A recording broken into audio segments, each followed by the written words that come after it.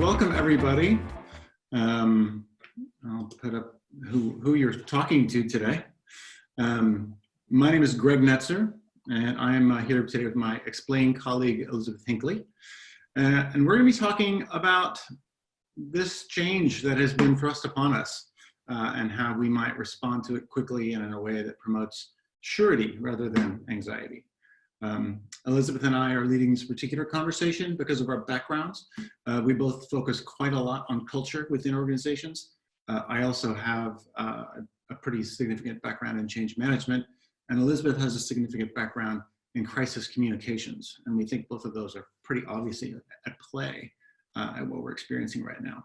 So, and we also want to thank you for joining us on short notice.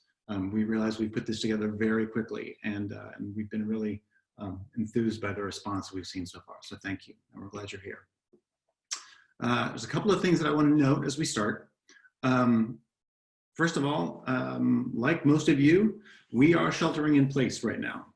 I'm coming to you from Portland, Oregon in the US. Elizabeth is coming to you from just outside of Los Angeles, California. And we're going to ask for your patience as we kind of share presentation duties through Zoom. We're going to toggle back and forth between some presentation mode and standard mode occasionally, because we're going to be asking for some responses, and we want to be able to type those as we go. So there could be a little bit of up and down there. Also, as you might expect, since so many people are working remotely right now and so many people use Zoom like we do, there's the chance that then we may have some disruption on this call because Zoom's experiencing a ton of use right now. I'm sure the technology is very solid and this should be no problem, but we just wanted to call this out ahead of time and thank you for your patience if something does flicker a little bit as we go. So for those of you who don't already know, let me tell you just for a moment about XPLANE. We are a design consultancy. That's what we call ourselves. We are, we're kind of a mashup between a management consulting firm and a design studio.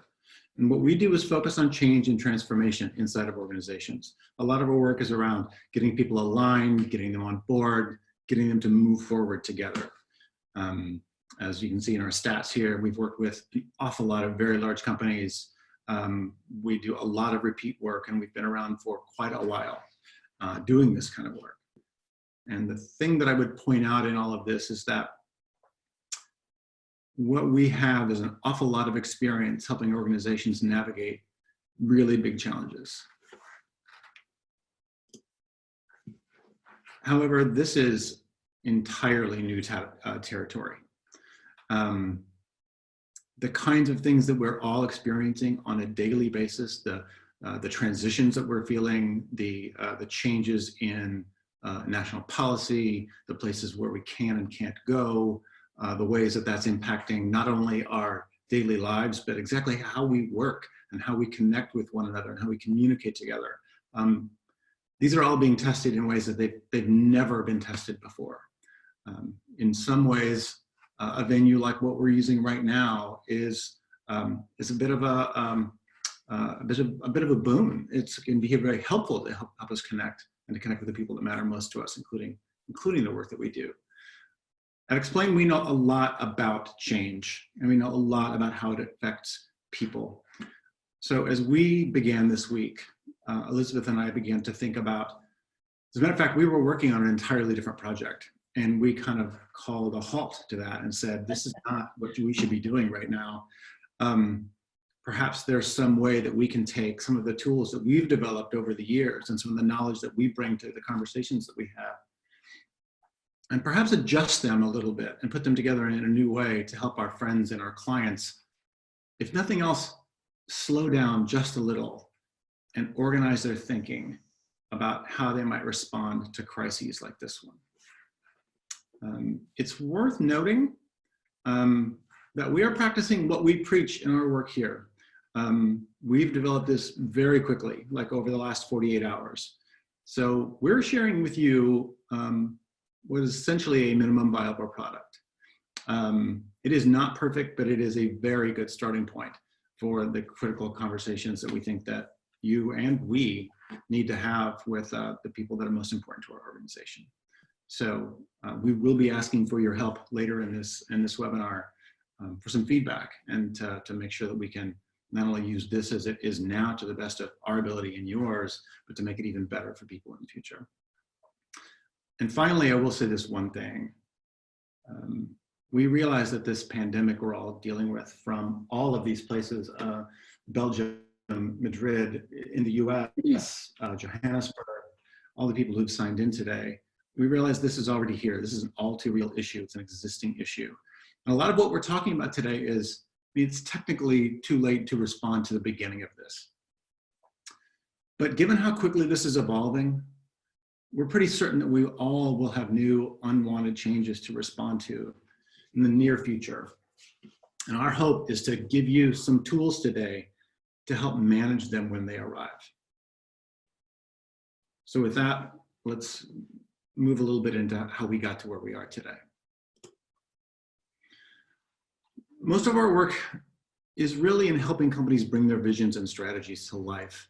And since organizations are made of people, how to do this really has to address the culture and the people within any organization. Now, this is not going to be a surprise to anyone, but humans tend to not like change very much, even when it's planned in advance and you have the benefit of time and well thought out routes of progress forward. So the onset of a huge unexpected change like what we're experiencing now, it can create a lot of disturbance, especially in the people in our organizations, of course, in the individuals, at all levels of the organization and who it touches. And eventually that's going to touch the organizations themselves. This diagram here is a tool that we use often in our work. We call it the 8 dimensions of the organization. And I know that it's displayed in a sort of a flat 2D way, but if you can think of it in 3 dimensions, almost like a merry-go-round. If there's a change to any one of these key parts of any organization, it literally throws the balance of that organization off, and you have to make adjustments in the other areas to counterbalance that change. That's how organizations can balance themselves and move forward. This particular crisis is pushing on several of these areas at once. It's pushing on our knowledge and skills and attitude, which you can see at about 10 o'clock on this circle. It's pushing at our culture and our values down at about 5:30 or so. To some degree, it's also really pushing on the behaviors that we bring to our organization. So there's a lot that's going to be happening to how our organizations can balance themselves. And what we're really trying to help accomplish now is figuring out how that we can help people not only get through this crisis a bit, but understand how their organization, how they can help their organization stay stabilize, and how those organizations can help them stabilize. Now, we do have one thing here that we're going to lean on at the beginning of this. A lot of the work we do in human-centered design really revolves around beginning any conversation with empathy. If there's ever a time that we want to bring empathy to the forefront of the work that we're doing, it's right now. Everyone that we interact with on a daily basis is experiencing something that they've never experienced before. And if we can, even for a moment, put ourselves in their shoes to understand the stresses on them, the concerns that they might have, the unsurety that they have, the anxiety that they're managing. If we can do that in any way, shape, or form, then we're going to help them weather this. And if we can help them weather this, they're going to help our organizations survive. So what we're going to be doing today is a little bit of a riff on the several things that we do a lot at XPLANE. We're going to be talking about the audiences that you need to interact with. We're going to be talking about how we work to try to understand their needs. And then we're going to share with you a few simple tools that we've put together to help you communicate with them and really organize how you will think about this. So let me start right away with the audiences. Now, we've listed several pieces here, several audiences here that we've grouped together in relatively large buckets. Most organizations have structures that are much different than this, of course. But if we raise our sight to a little higher level, these are the buckets that we start to see as kind of how we want to approach this exercise. In any organization, there's going to be an executive leadership level. These are the people that obviously run the company at the highest level. In many cases, they own the company or the organization. It could be executive directors in nonprofits as well, or boards of directors. We've also lumped a great big bucket here around people managers. Now, these are various levels in every organization, obviously, from the highest elevation in the organization down to line staff. But they all have the same issue that they're dealing with right now. They're both working with the people that they report to, and they're working with the people who report to them. They're the classic people that are caught in the middle in any sort of a cultural moment in an organization, and it's never more present than right now. Obviously, the staff itself, everybody who works for an organization, they have a lot of concerns right now, a ton of information that they really want to know, and it may be hitting them in very, very different ways, depending on how new they might be. We included new hires here as a subgroup for a very specific reason, because they're already going through a significant transition. Sometimes they've been looking for work, sometimes they've been interviewing for a while, for example, and if they're brand new to an organization, they're experiencing a new culture right now. With this happening to them, like it's happening to all of us, there's an additional layer of stress on people at this level. There's a lot that's going through their minds. And we don't want to just limit this to internal audiences. We think it's critical, obviously. But any organization is going to be touching its clients and its customers and its partners. There's some others that we may not have called out here, so we left a sixth bucket. But the people that your organization is in business to work with and to help, at some level, they're going to want to have some questions, or they're going to have some questions for your organization. If they're engaging with you in any way, chances are they're curious about how you're responding right now, or what your work is going to be like, or what you're going to be able to deliver for them. Okay. So what I'd like to do now, pardon me, is a real quick poll. So Erica, if you could launch that. Which of the audiences that we just walked through is showing the most concern right now?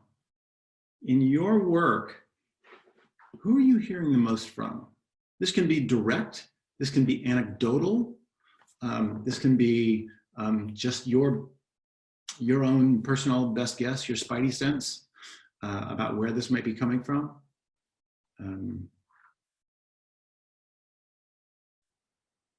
So there's quite a few people that are hearing directly. Staff, obviously that's a critical piece. That looks, we had, there's an organization that we're involved with here in the Portland, Oregon area that works with startup consumer products companies and helping them get into market. And they've done a poll earlier this week. And these are, entrepreneurs that are trying to understand how they can keep their companies going even before a crisis like this happens. Did a poll of that group to ask them what is foremost in their mind right now. And the answer, the most common answer, the primary answer going away was their staff. How can we be here for our staff? What are we going to do for them? So let's end the poll right there. That looks like that's a pretty interesting. It's an interesting read, hearing from executive leaders. I'm interested that there's not more of the people managers there. Maybe that's just something that, let's see. So I'll end that here. Let me share the results. So you should be able to see what the poll results are here. Again, going away, the group that's showing the most concern right now is staff. Close behind, executive leaders, and also clients and customers. In fourth would be people managers. And I would expect that to be a little higher, honestly, because, well, for obvious reasons, like we talked about a while ago, they're the ones that are kind of in the middle. Hey, Greg, I just want to point out really quickly, a couple of people in the chat are mentioning, and I'm sure it's from the not-for-profits that we have on board, donors, volunteers, and the like. We have clients and customers and other, but obviously that's critical considering some of the challenges that you guys are facing. No, Elizabeth, thank you for pointing that out. I really appreciate that. Something we didn't mention at the top of this is that we were able to see the sign-up list, obviously ahead of time, for who was able to join us at this webinar. And although we do an awful lot of work with for-profit organizations, there are a number of nonprofit and social good organizations that are participating today as well. It turns out that Elizabeth and I both have long not-for-profit backgrounds as well, so we would be remiss not to point out that these are issues that they're going to face in a dramatic way, in some cases more dramatic than companies might. So thank you for raising that. I appreciate that. I'm going to stop sharing that for now. So I'm going to ask for one more bit of information from you. And I'd like you to use the chat window for this. This is a place where I might actually be starting to stop sharing in a few minutes to actually start capturing some of the things that we're seeing here. But please use the chat prompt and let us know, beyond the concerns, I mean, what exactly are you hearing from these people? What are the questions you're hearing? What concerns are they raising? Are they more personal in nature? Are they more organizational in nature? Are they concerned primarily around clarity? Are they concerned primarily around wanting to, well, for lack of a better word, control anxiety? I mean, there's a lot going on right now. What are we doing for freelance employees? That's a great question. There's a lot of organizations who rely on extended workforces. How am I feeling? How will this affect philanthropy in the long term? That's also a really great question. Will there be layoffs? I can't imagine that there's not a person on the staff right now that's not considering that question. How can we keep providing services to our customers and our members? And this one, do we need to close our business? Is it coming to us this way that we may need to shut down because of this? What about the people who can't work from home? Right, that's a great question. There's an awful lot of organizations who have gone to work from home workforces. And what happens if that's not a possibility for someone? How are they gonna engage? How do we keep the lights on? What a great question. As an essential service, how can we maintain our service levels while keeping our staff safe? I imagine that this is a question that hospitals and other healthcare organizations are asking by the hour. How will we remain financially sustainable and be able to serve our community? So many organizations that are participating here, and obviously the people that we work with quite a lot, are paying attention to how they engage with their communities. Their purpose is to serve their communities. How can they continue to do that at this time when they probably need it more than ever? These are huge, great questions. Are there any problems that the company can do to make working from home easier and better? That's also a really great question. What do we have at our disposal that we can leverage to make this better? At XPLANE, I feel like we're lucky in some ways, since we do so much remote work, that some of this is already built into how our organization is designed. But that's not true of the vast majority of organizations. How are we looking at the student homeless population with campuses closing down? Can nonprofits actually ask people for support during this crisis period? Right, is this something, is that even something we can do? Can we ask that question of people right now? How do I not get stressed up trying to get my workload up and take care of everyone home down with me? I'm in that camp myself, so I totally understand these. So let's, so this is an enormous number of questions that are all fantastic. So I'm gonna ask for us to halt for the moment so we can continue to move forward in this. Matter of fact, I think right now would be a good time to sort of transition to what we want to do next. So we've already sort of established through our poll the people that you're talking to quite a lot. And we've also talked a little bit just now or heard from you, what are the things we're hearing from them? let me read this very last one that came up. When this is over, how long will it take for retail consumption to come back to normal level? These are fantastic questions. The nature of these questions is really interesting. Some of these are asking you to put people at ease immediately, and some people are asking questions that will be extraordinarily hard to answer right now, and we may not have the ability to do that. So how is it that we can engage with them and provide some sense of surety for them now, when sometimes we don't know all of our answers? Part of the answer is going to be, and some of the stuff that Elizabeth is going to be walking you through now, is going to rely on some work that we often do around understanding our audiences, understanding the biases and the pressures upon them. And we're going to be sort of folding that together with a kind of a crisis communications approach to how we can start forming how you can reframe this in a way that you can actually share it with the people that are important to your organization, and hopefully put them at ease and give you some time to really move the organization forward. So I'm going to stop now so I can allow Elizabeth to begin to share. Thank you.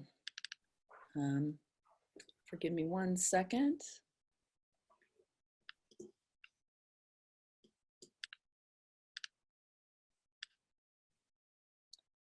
All righty.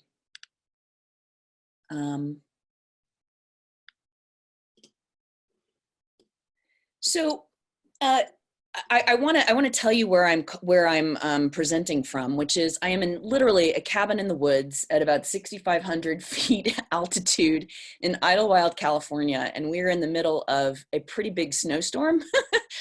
So for those of you who are talking about working from home and the challenges of doing this, I think we're all obviously experiencing it, but I am feeling nature at its finest from all different angles, and hoping that at a certain point everything will thaw.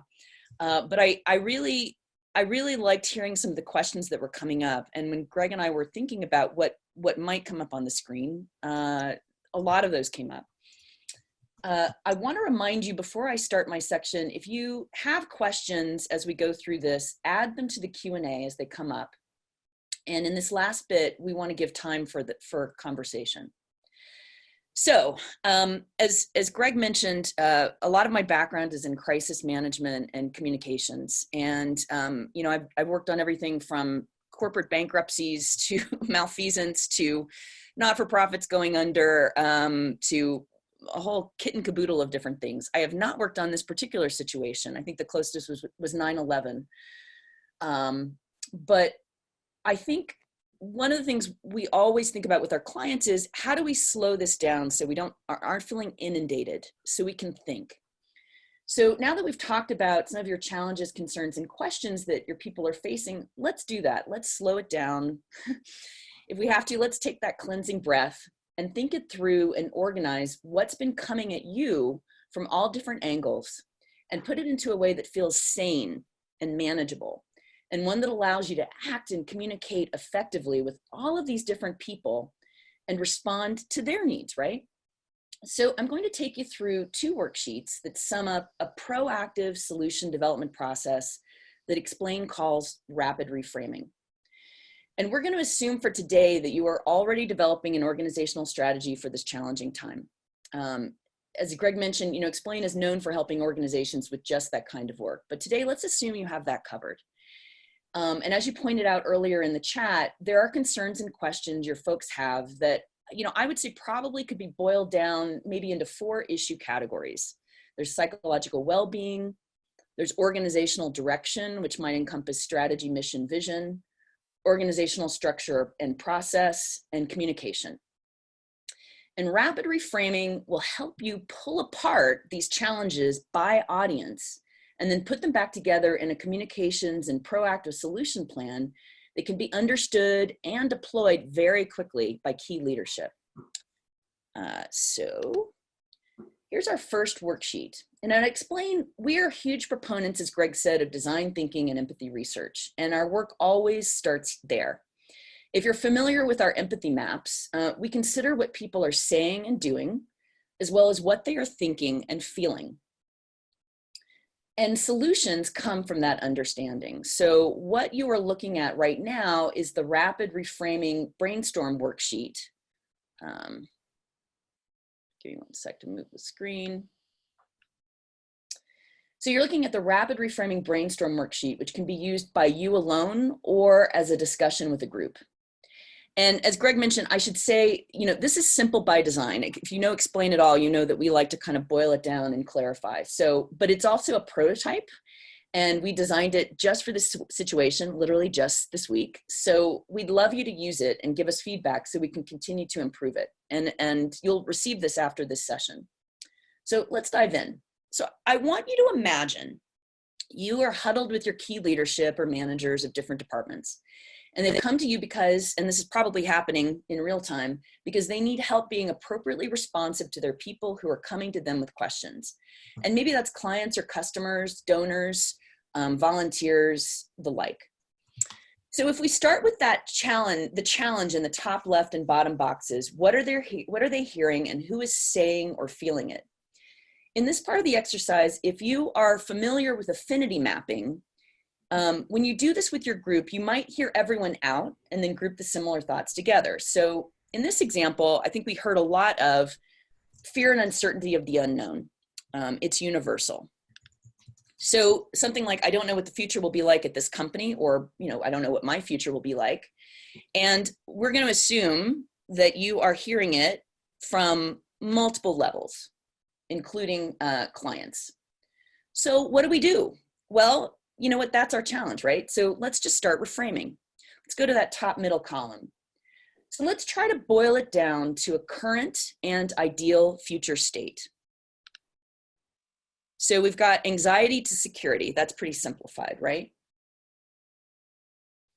And we know that that's happening throughout the levels. So we all want to make that switch from the anxiety to the security. We all want that for our employees and our clients. So next, let's fully step into their shoes. In the box that says to reframe the audience needs to, in that middle, if you were them, what would you want to hear and have to feel more secure? So this is the time to ideate with your team or just yourself. And this part of the exercise alone, honestly, it can be very effective in helping come up with some potentially great ideas to solve the challenge. So if you see, we've started filling it in ourselves. The company is secure. Here are a few ideas. Company is secure, that's what they want to hear. They want to hear a clear and succinct company stance and vision. They want to know where they fit in, and they want answers to their questions. They also want to have an action plan that includes them. They want regularly updated information. They want a place to go for questions and help. And they also want a sense that they are cared for by their organization. So if you're, again, boiling it down, you're answering some of those issues we outlined earlier: psychological well-being, organizational vision, org process, and communication. Now, if we go to that right column, who can help? Next, very rarely in communication is, very rarely is communication just from one person, channel, or only one time, right? You need help carrying this message and doing it consistently. So who can help? Can I stop you for just a moment? Yeah, please. In the chat window, we're having a bunch of people having trouble seeing either you or the worksheet here. I'm not sure if some of these are individual settings or if there's anything that we can frame on this end, just to make sure that, that you are, and also just to make a couple of questions have come up already around whether we'll be sharing this worksheet. And yes, we will. At the end of this webinar, we'll be posting this and one other worksheet at our website for you to download. Okay. So I'm sorry for the interruption. Please go ahead. Oh, no, it's okay. And I'm assuming, Greg, I'm going to ask you, can you see my screen? I can, yes. Okay, great.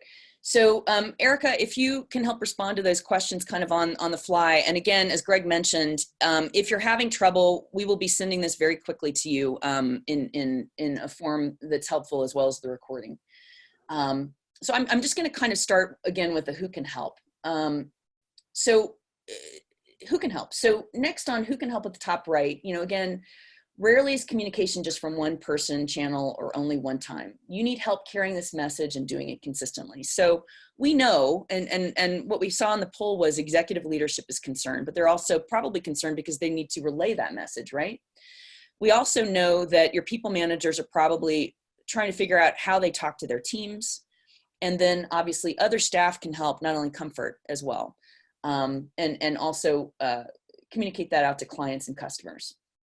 So let's go down to the bottom. What does the company communicator need to say and do?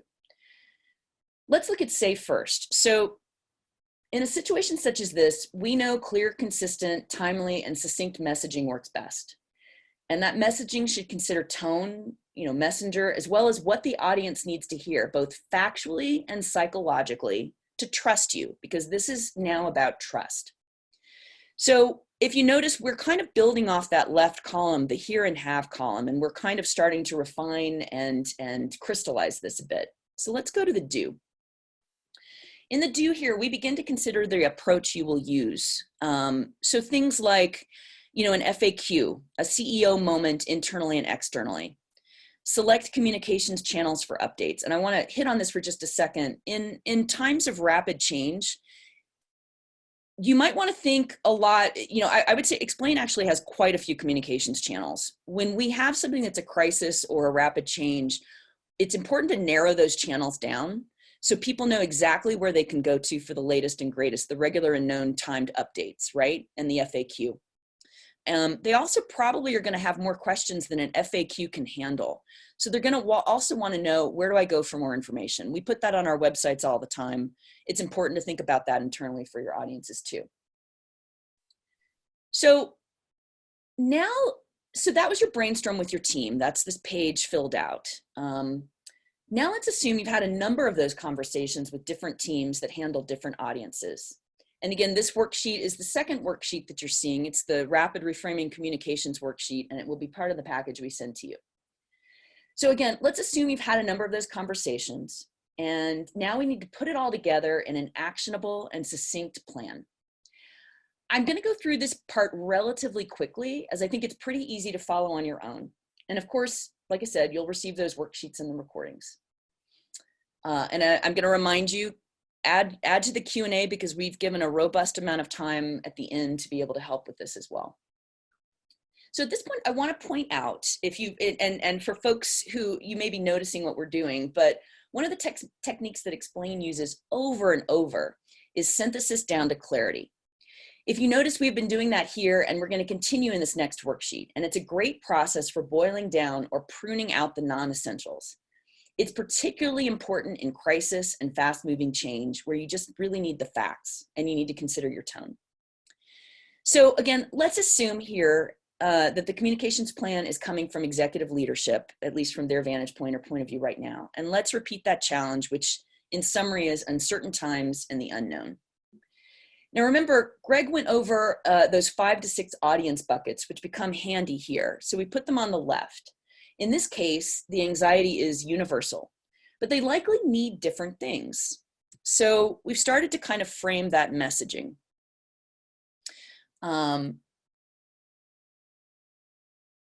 So if you see, we're in this together. Here's what we're doing to be proactive. We will post updates at the close of each day. We're a solid company. Our intranet has the latest information. Here are the resources to go for more help and information. I'm going to stop there for a second. If you notice, the message changes from audience to audience, although many of the internal messages transfer to other internal audiences. And again, I'll talk about external for a second, but if you notice, external is a completely different message. Next, we get into the tools and channels. And again, we're getting more precise with these tools or channels from the previous worksheet. Again, you need the right message in the right medium. And I'm going to pose this. If you would like, we can dive into these deeper in a future session, but here are some no-brainers that honestly come up in a lot of our client conversations on a regular basis. FAQs showing up on the internet, CEO talk coming up as a virtual town hall, specifically, mostly in this case, obviously. What we're doing right now, managing challenging conversations, where and who to go to on the internet, how-tos like virtual, in a virtual lunch and learn, how-tos, how to do a remote session, virtual team talks, because obviously you're not in the same room as you normally might be in the business. And also virtual counseling, which we're seeing coming up more and more, where folks who are needing to talk to someone You know, the great thing about the web these days is all the HR people on the line right now know there's a lot of virtual counseling platforms specific for these needs. Finally, if you noticed, I've kind of held clients and customers for the end. I want to say a word about external audiences that may be obvious. In my life, I've spent a ton of my time on fielding the external part of the challenge here. But here we're looking at clients. While our priority focus today, like I said, is your internal audiences, clients and the external audiences you interact with must be taken into consideration and planned for, not only because they need to hear from you, but some of these audiences may need that information too, maybe reframed a little differently. It's important that your message is aligned and considered concurrently and not developed in two separate vacuums. So if you have an internal comms team and you have your media relations team and you've got, you know, your sales and marketing team, for something like this, it's very important that you're aligning those groups and that there's some synergy between what the messages are. Really, really important right now. So we've included a little bit about what your clients need to hear and where they should hear it. And if you notice this example that I have down, this came, I get a lot of email from online companies like Paragold and Cherish, and gosh, I have 100 now in my inbox. But here's one that I really liked that one organization did. Everyone at Team Company thanks you for your support during this difficult time. As part of the X community, whatever your community is, we know it's the people who make our industry work, and we thank you for being part of that mission with us. Some people might call this a holding statement. In this particular situation, this was actually found in an email, or I received it as an email. But I've seen CEOs sending out video letters, putting it on their website, handling it in many different ways. And in the other, I'm not going to tackle this today, but your other, again, it's your donors, it's your volunteers, it's your partners, it's the media, it's the community, it's, you know, you could keep going down on that list. And while I don't think it's a great idea to completely change your message in that other category for each of those audiences, you might need to change the flavor or the tone, and you'll know how to do that. So to put it in a quick nutshell, as I mentioned earlier, you're going to be hearing, you are hearing issues specific to, from your audiences, psychological well-being, organizational direction, specifically strategy, mission, and vision, organizational structure and process, and communication. And I've probably forgotten one, but those to me are the big buckets. You're going to need understanding and empathy for another's point of view. You are going to need both the strategy for the company that you're working on now, but also a really good plan to communicate it. Really important, you're going to need clear, consistent, and timely communication, and you need the right mediums for the messages. You also, which I haven't touched on, is you're going to want that regular daily review process, meaning when new information comes up, you're huddling with your key, the key leadership, and you're updating that so people know when they're going to get that information and they know where to get it. So with that, I'm going to go back to let's take some questions. So I'm going to turn this off. Yeah. We have a couple of questions in here around the presentation itself, and I believe we can make that available once this is over. Once we can,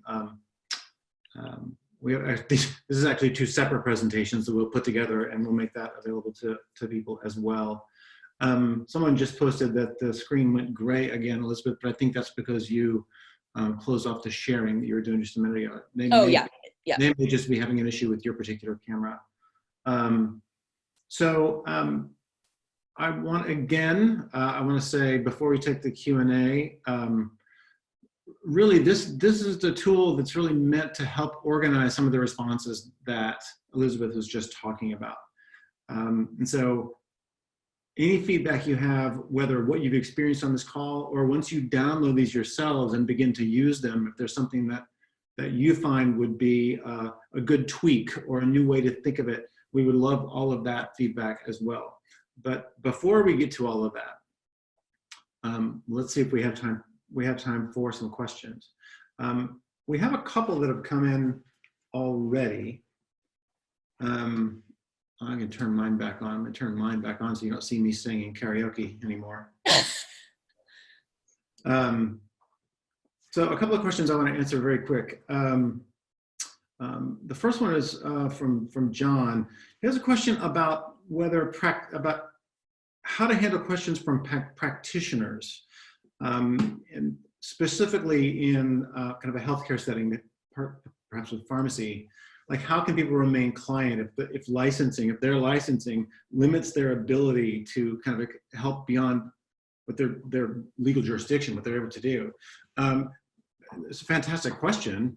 I'm afraid that I don't have any kind of industry specific answer, but about how they might solve that problem. But from just a transparency and a kind of an immediacy angle, I would say that actually the question that you're asked here is exactly the answer that might be given to those people. There are limits that are placed upon me by regulations, and until they are changed or lifted, I have to follow them. I mean, this is a prime example of something that seems to be moving on a daily basis. There's a lot of noise at the federal level about policy waiving certain policy or regulatory issues. This might be one of them. I'm not certain right now. But until we know for sure, I would think that a very straightforward declaration of that you would like to help and will as soon as you can would be the smartest thing to do. Elizabeth, can you see these questions as well? I can, yep. Would you mind Rodrigo's questions? Sure. So Rodrigo, what I mentioned in terms of what XPLANE likes to do is we like to continue a process where we boil things down. So your question is, who should answer the say and do, the same ones that can help? Yes, basically after you've answered kind of who are the audiences, I'm actually, if you don't mind, I'm going to put this back on the screen just so everybody knows what I'm referencing. I know that some people couldn't see this, but give me one sec. Let's go back to that.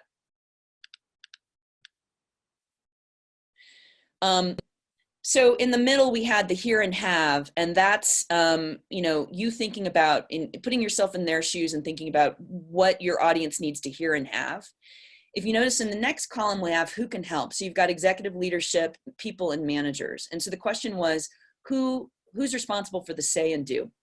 So we have, what does the company communicator need to? So I would say in each of these situations, normally, in the second worksheet that I kind of gave over, it's good to have all of this on one sheet so you're able to kind of see what the messaging is. But in general, in this particular example, it's executive leadership that's doing the say and the do, people managers and other staff. And HR is likely helping in the back end in terms of the do's, setting up the FAQs, setting up the intranet. Certainly your comms team is doing that as well. It's definitely a collective process, but for the who can help, the say and do is that top column, executive leadership, people managers, and other staff in that example. So Elizabeth, I'd like to sort of throw in something as well right here, sure. Because what you just described, I think, would be an absolutely workable situation or understandable situation in many companies. However, many of the people that are here are from much smaller organizations. Yeah. And many of the people on the call right now probably play multiple roles within the audiences that we listed. I know for a fact when I ran a nonprofit organization many years ago, to some degree, I was all of those at the same time. Mm-hmm. There will be some need to kind of multitask, obviously. When those things do happen, it's going to be really important to find the people within your organization that you have a high level of trust with, that you can try to partner with on some of these. Trying to slug all of this out alone is doable, but it's very difficult and very time consuming. So we would urge you to find a partner in that effort if it's at all possible. Yeah, and there's a strategy to it as well. I mean, again, this is we wanted to present this in the most simple way possible. But as you notice, Greg and I are trading off duties in this webinar. I think it's important for the CEO for them to hear from him or her and or the executive director. But sometimes it's important for other voices to be heard that are levels of expertise. If you notice, when information is coming through from the federal government, we're not hearing from our president on everything. We're hearing from specialists, medical specialists, and that gives us more comfort. So I like to use that as an example in terms of who's the expert, who your audiences will trust the most. But again, great example in a smaller organization. It's going to be a smaller group for sure. Yeah. So I also think there's one other thing that what you were just saying, Elizabeth, made me think of, is that often, like even in extraordinarily large organizations, including some of the ones that XPLANE works with sometimes, you know, there can be tens of thousands of employees. And sometimes when a CEO makes a statement that's a response to a big, gigantic issue, there are people much farther down the chain of command who they're almost in a place of saying, wow, if the CEO is here making this statement, this must be huge. I feel even more loss. And they're going to go directly to their immediate people manager and say, like, did you see this? Is there something you're not telling me? I mean, I think that's going to happen. So I think that's an even more important reason to involve the people managers in the decisions that are made about how to frame some of the messages that you have to share with staff. Because the worst thing that you can do in a gigantic organization like that is put those people managers in a place where they have to answer a question that they really don't know how to answer, that they've not been given any kind of direction on. So the internal sharing of that between leadership is going to be really, really critical. Yeah. Let me move to our next question. Andrew has asked, how do you communicate these rapid changes effectively without gathering your team and employees? Is it like social distancing signs, things like that? This is a great question. I think because of the way that we've, so many of us have been asked now to not work in a single shared workspace, that we're working remotely, it sort of makes that face-to-face sort of communication really, really difficult. I mean, this is really, it's lovely if you can actually hear these words out of a physical person's mouth. It will give you, will give the listener a lot more confidence that the people are actually speaking directly to them. So if that's not possible, then there are other channels that you're going to have to use. And Elizabeth was starting to talk about some of them. I think it's going to be important to choose the ones that are the most widely used within an organization. Sometimes that's something, sometimes that's an internal social network. We use one of those that XPLANE. Sometimes that might be a direct email. Sometimes it might be a video chat, just like what we're doing right now. But if there are people who do remain in place, that there is a workplace, let's just say, I mean, for the sake of an example, it's a grocery store. I mean, that's one of the stores one of the retail environments that's going to remain open, because no matter what we're going to need to eat. Physical location, physical posting of the policy of the store about distancing is going to be really critical, so that anybody who walks in can see it immediately and understand that this is how the organization is going to be operating for the foreseeable future. I guess the short answer, Andrew, is in any way possible. And I know that seems like that's a large kind of blanket statement. But again, I would go back to what Elizabeth was pointing out in her worksheet around the channels and trying to decide what's the quickest, most efficient way to reach the most people with the message, and the one that they're going to hear quickest. Hey, Greg, there's one that actually, a question that came up from Laura Gutman on basically the chat, and I want to address that. So, good question. What do you recommend would be the appropriate timing to change long-term strategy after a crisis? And honestly, you know, in the work I do with crisis, this is a question that we think about all the time. I'm going to switch it. Instead of thinking about the pandemic, I think it's, you know, what we hope are these worksheets are helpful for more than just this particular situation. It's really about rapid reframing with unexpected change and having to have a quick response. So the question again, what do you recommend would be the appropriate timing to change long-term strategy after a crisis? What I find with my clients and my work in the field is that we are recognizing that the current strategy just doesn't work like it did, and we're doing that change right away. There's a difference between creating the strategy and then communicating the strategy. If your organization is going through crisis, they want to know very quickly that you're addressing it and what's going to be the change moving forward. So I would say simultaneously, and I'm going to be pretty radical here, I would say you're creating that that long-term, that new long-term, you're creating that new strategy within a week, and you're communicating it at the end of that week, especially for something like this. If you wait too much longer, people start to get very uncomfortable and wonder where the vision and the organization is going. So it's really, really important that those two are, again, honestly, within a week's time, if that. Great point to raise, Elizabeth. Thanks. I appreciate Yeah. that. Do we have any other questions that people wanted to share, either through the Q&A or through the chat? Is there anything else we can address for you while we still have a few minutes left?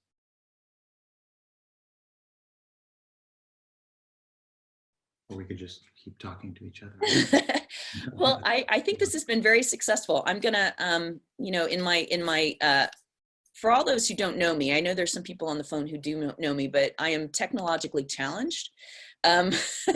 So I'm learning technology as we speak. So forgive me for screening through this again.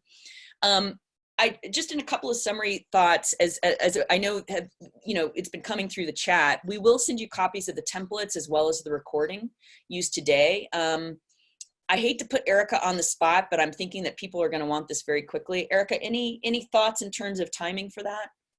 Yes, so we're getting together with our design team to do a quick cleanup, and I'm hoping that we can get this out either Friday, Monday at the absolute latest, but we will definitely do our best to make a rush on these. Great. And I just want to remind the group, this was a prototype, what we created, those 2 worksheets. So we are really hoping in real time, because we believe in prototyping and testing. For all the design thinking folks on the phone, you know those terms really well.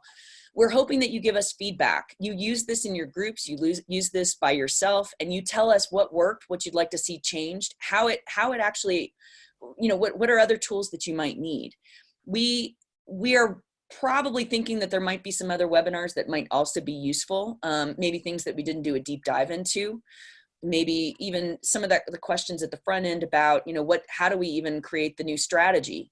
So let us know either via email or whatnot in terms of what might be helpful for you in other webinars in the next week or so, or 2 weeks. Eric is going to kill me if I say the next week or so, but who knows?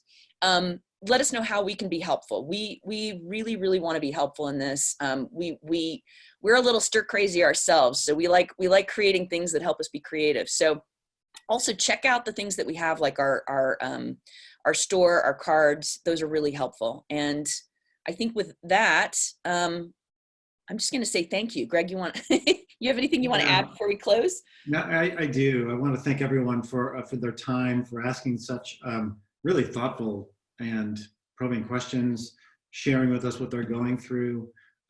We really did put this together very quickly and hope that it's helpful.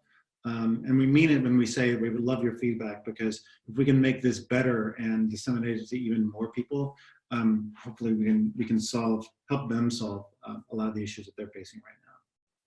Thanks, everyone. Be safe, and we're thinking of you, and we'll all get through this together. Have a great rest of your day. Take care.